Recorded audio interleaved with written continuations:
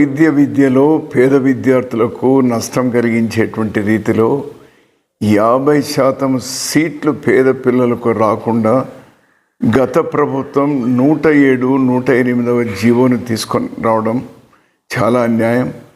దాన్ని రద్దు చేయాలని అన్ని పార్టీలు డిమాండ్ చేసినాయి.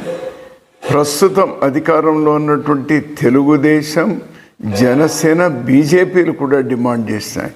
ఈ నూతన ప్రభుత్వం వచ్చిన తర్వాత 107, 108 జీవోలు రద్దు చేయాలని నేను ఉత్తరం కూడా రాసినాను ముఖ్యమంత్రి గారికి. అయినా ఇంతవరకు ఆ జీవోలు రద్దు కాలేదు. ఆ జీవోలు వెంటనే రద్దు చేయాలి. పేద విద్యార్థులకు ప్రభుత్వ వైద్య కళాశాలల్లో మెరిట్ ప్రకారం వారికి సీట్లు కేటాయించాలి అని మరోసారి డిమాండ్ చేస్తున్నాం.